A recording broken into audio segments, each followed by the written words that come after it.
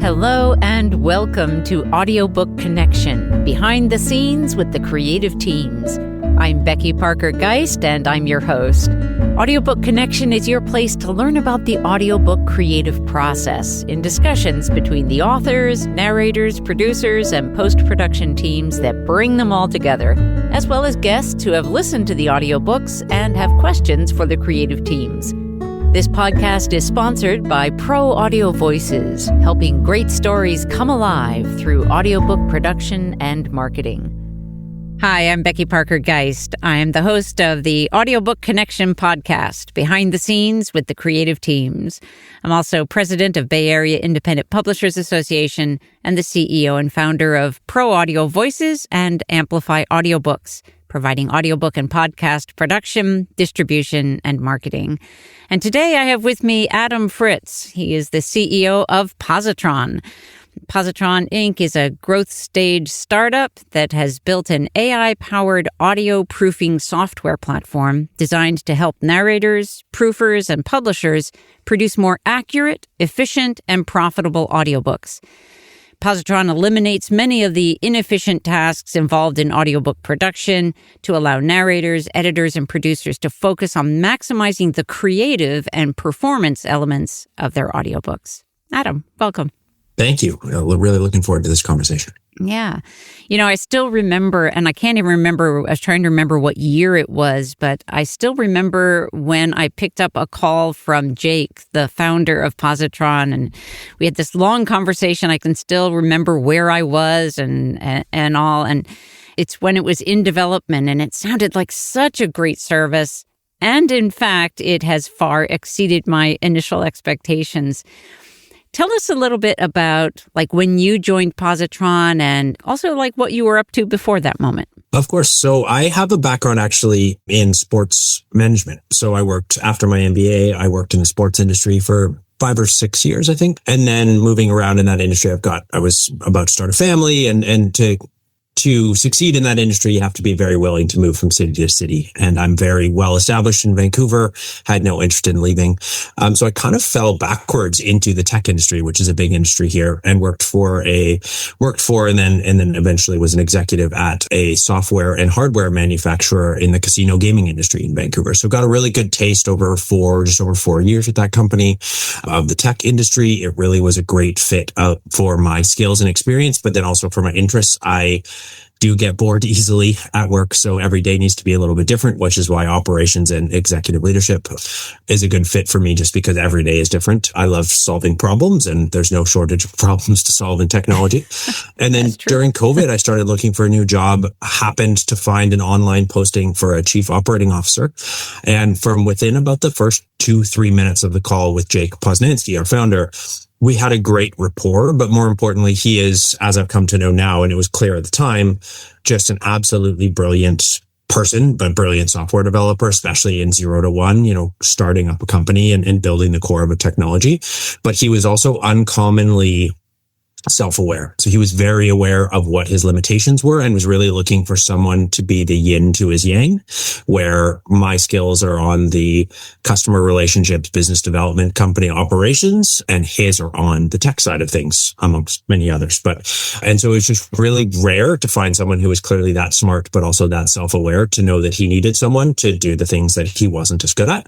And then it was kind of a CEO in waiting role. And then after a year, Jake has moved on up to the board level, is actually now a researcher with the Paul Allen Institute in Seattle. Still advises the company and owns the majority of it, but he leaves me and our team to run it. So it's been really, really interesting and exciting. We've grown close to 10 times since I joined the company in the beginning of 2021. So it's been a really exciting 4 years and almost 5 years, and I can't wait for the next chapter. Yeah, that's awesome. So there will be listeners to this podcast who have no idea what it is that we're really talking about here, what kinds of tools Pozotron is really offering. Could you share more detail about the kinds of tools and what Pozotron is in even more than what I described initially?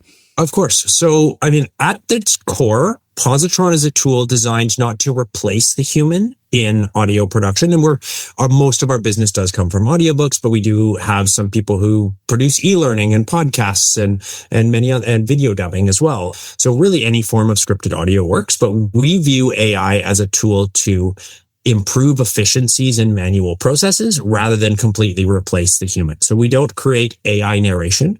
Our main tool essentially speeds up many steps of the post-production process.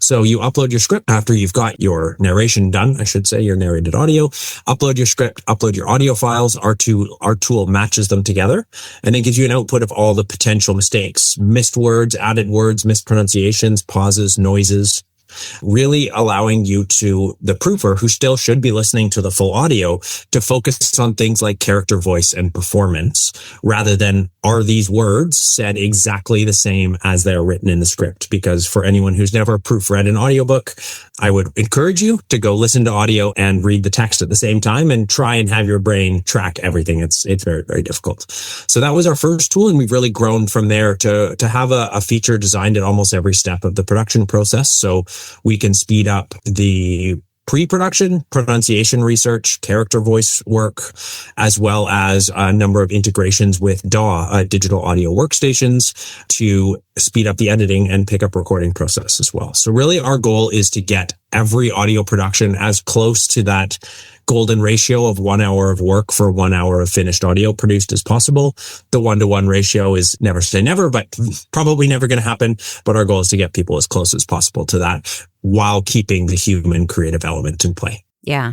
And that's a piece that I know a lot of people got really worried about at a certain point when AI narration became a thing. And you put out a wonderful statement, a response to really address those concerns. So I expect many of our audience will not have heard that, and you touched on it, but do you want to talk more about, do you use any of the audio that you receive for AI narration kinds of tools? We do not. So first of all, we believe very strongly in the protection of customer data. So at no point is our data, all of our tools are built internally. So we're not licensing other people's ASR, which stands for automated speech recognition algorithms. We're not sending the audio or scripts you upload to a third party.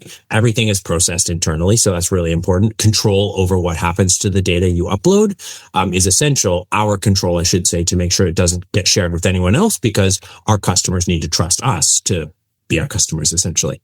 So that's number one. Number two, from a philosophical perspective, I have two young boys that are almost 8 and almost 10 years old who are I told them yesterday, one of my favorite stories. I'm an unabashed Harry Potter nerd. I love it. And we have listened to those audiobooks so many times on repeat that I told them yesterday, you guys have ruined one of my favorite things just because we've listened to it on repeat. They haven't actually ruined it. I was having a good moment.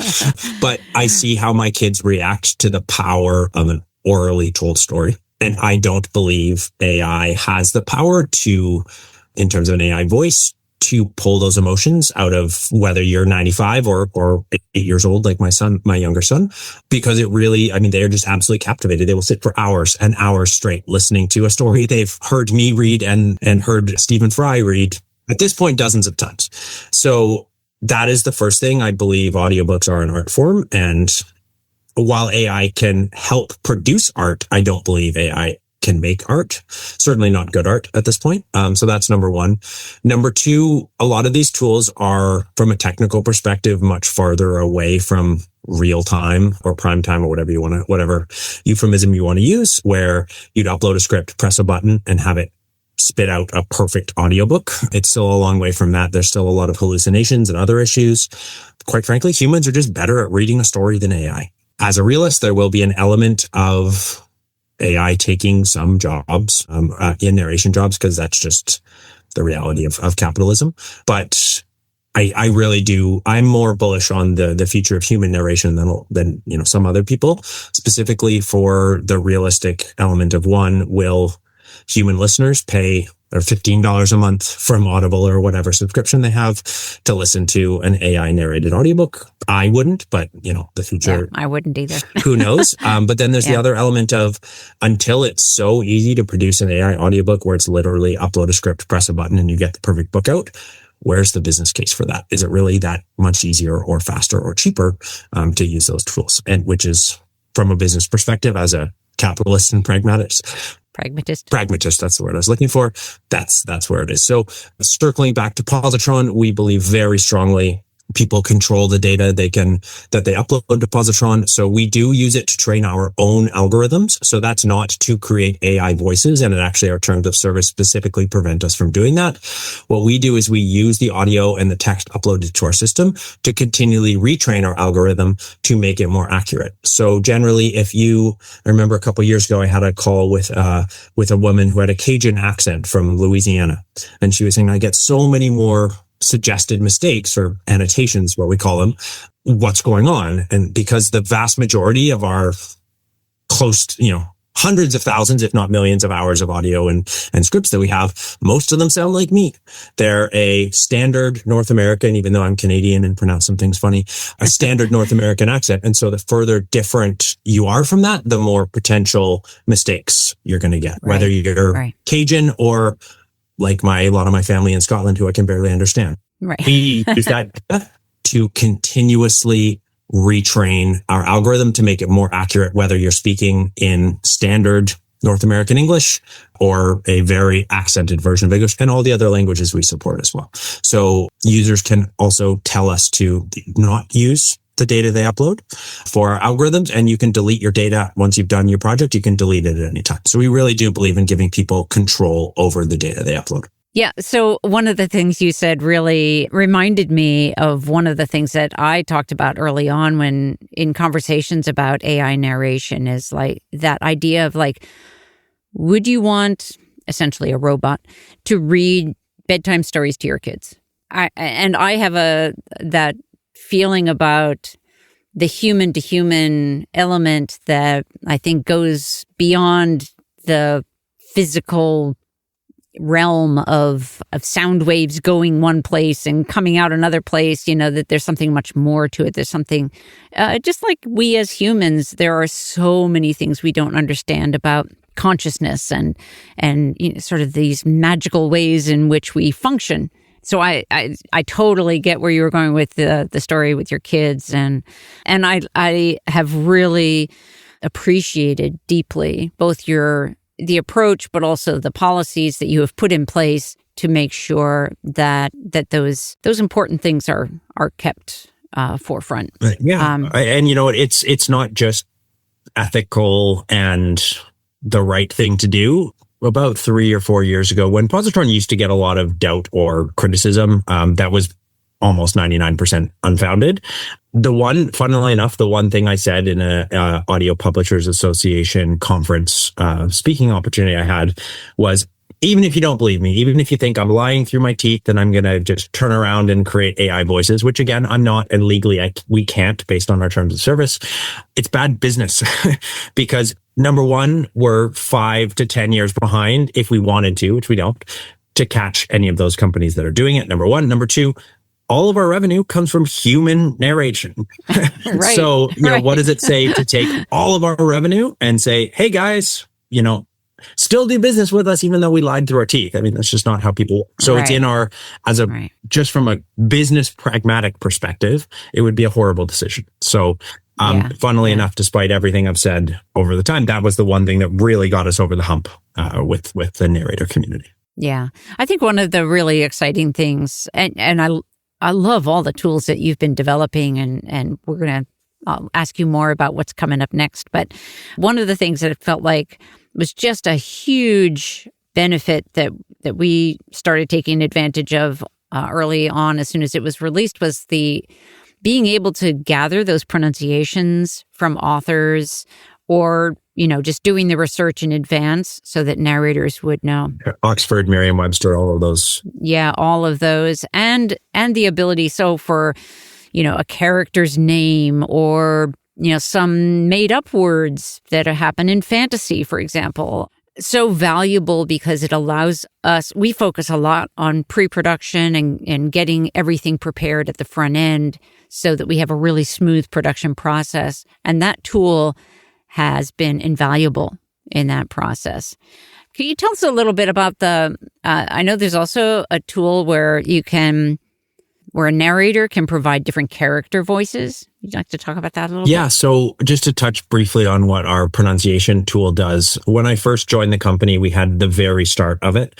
And after dozens of discovery calls with our customers, either individual narrators or companies, I realized there's a lot more elements of audiobook production that take a lot of time that don't need to take that long. So what our pronunciation guide tool does is it scans your script, suggests all the words in your book your narrator may not know how to pronounce, foreign words, complex words, proper nouns, things like that. And then if you add it to your list, it will automatically research it in Oxford, Merriam-Webster, Forvo, and a few other resources to pull the correct pronunciation. So that's number one. But then we added this character guide because, again, a narrator showed me the sheet that she creates before every narration. And it was this, chicken scratch is the wrong way to describe it. It was almost like the crazy rantings of someone in like a crime movie. It was wild, and not crazy is just the way it looked. It was a one piece of paper that had you just writing all over it. And I thought there's got to be a better way to do this. So what our character voice tool does, it gives you an output of all of the character names found in the script. You're going to add whichever character names you want to start planning for how you're going to perform them. And then we've actually built an AI tool. It's in beta right now that'll scan your script and pull any cues about how that character's voice is pronounced or how that character's voice is described. So gruff, deep, high pitched. It'll also pull the gender of the speaker, of the character's name. And then eventually what we'd like to do is actually we have a tool in the post-production side where you can go listen to every single mention of a given word, Becky, for example, in your audio, and then you can listen to them back to back. What we would like to do is actually be able to display every sentence that includes a description of that character. So yes, you should still go do your full read of the book, but instead of doing that full read with a highlighter and a pen or whatever, just do your full read it to get the feel of the book, and then use our tool to pull all those cues out. But then also you can notate them and then share those with whoever it is, your author, your producer, whoever that is, to make sure that everyone's on the same page, even for multi-narrator situations. We had a case, the idea for this character guide, one of the main ones actually came from a narrator was doing a multi-narrator situation where he was narrating the odd chapters, she was narrating even chapters, or vice versa. And he only read his chapters, and he submitted his audio and got something back from the author saying, the main character's voice is not even close, because in chapter 2 that he didn't read, a different character said, I forgot how deep Joe's voice was. So he narrated it without having read that, because all the things he read, there was no cues. And so that's the idea, is if we could have a tool that would display those to make sure that never happens, hundreds of lines of dialogue needed to be re-recorded because he made a mistake. That's the goal of what our pre-production tools are designed to do. Yeah, that's awesome. Let's just take a short pause and we'll come right back. Would you like to earn more from your audiobook sales? If you're an author with an audiobook, you may have noticed that royalties from Audible especially, and other platforms as well, are frankly kinda pathetically low, disappointingly low, and unfairly low considering what it cost you in effort and resources to create it. How is it the retailers are the ones making all the money off your work and investment? As someone who started in the audiobook industry in 1981, I've found it frustrating that authors keep getting shortchanged. The good news is that Pro Audio Voices just launched Amplify Audiobooks, a direct sale audiobook platform for authors that puts you back in the driver's seat. Earn 65% of the gross sales price that you set. Compare that to the percentage of the percentage that retailers give. Run promotions on schedule whenever you want. Create coupon codes. Build community with your customers, since you'll know who they are and how to contact them. Work with a caring, responsive, supportive team to help you succeed all along the way. Get help with marketing. Get paid weekly. We're helping audiobook authors who are frustrated by painfully low royalties and the barriers that prevent them from managing their own products and customers. Amplify Audiobooks is a direct sale platform that enables authors to earn much higher royalties and have way more control. We're disrupting the audiobook industry by putting authors first.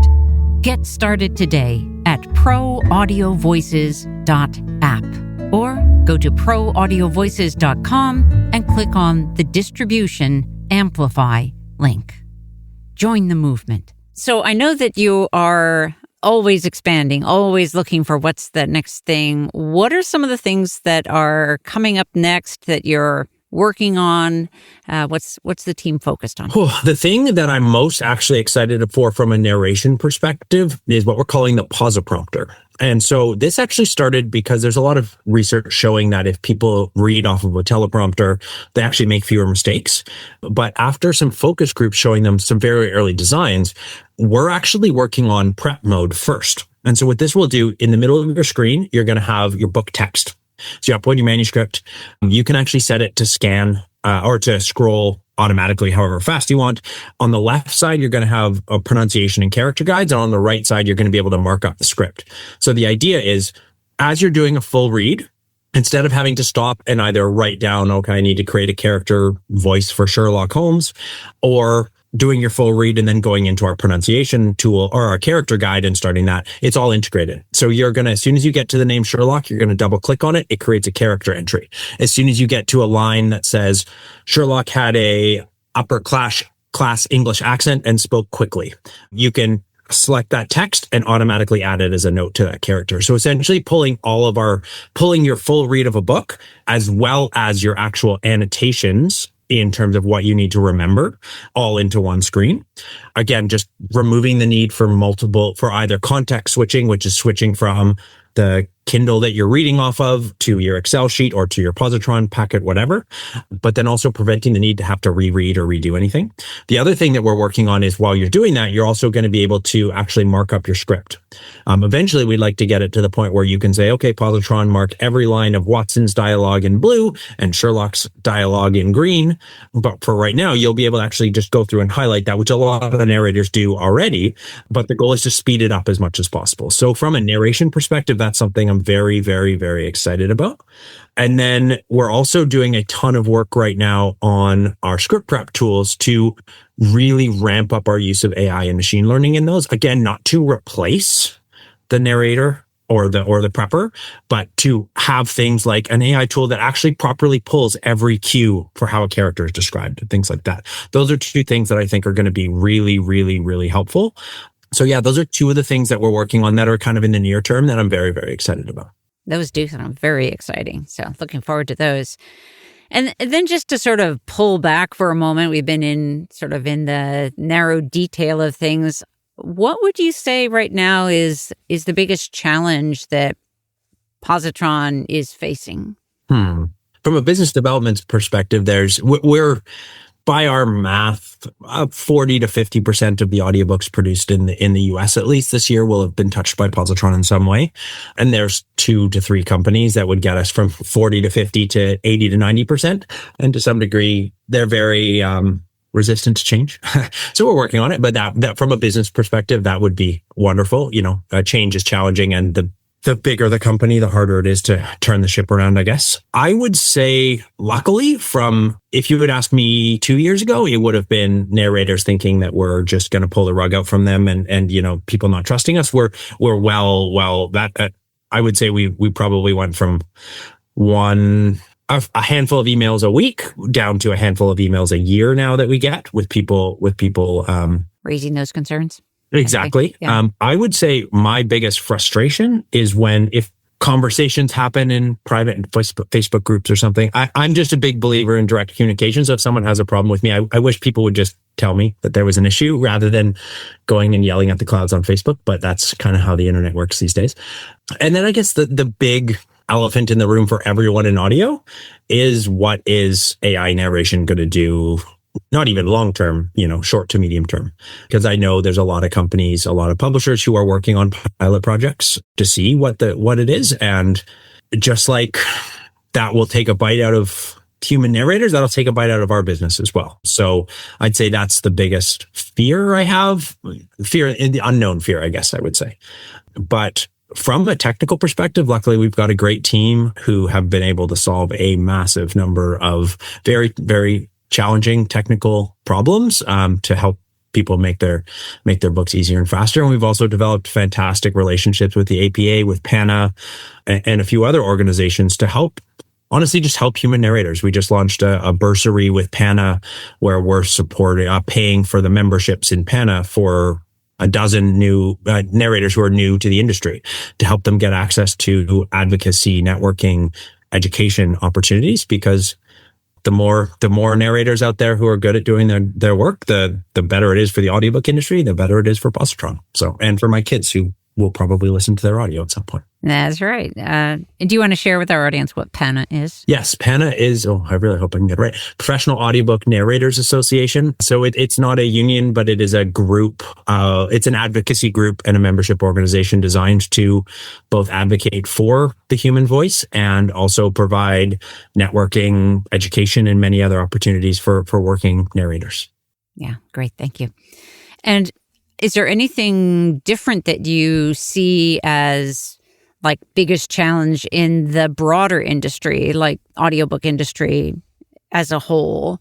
What do you see as like maybe the biggest challenge? Interesting.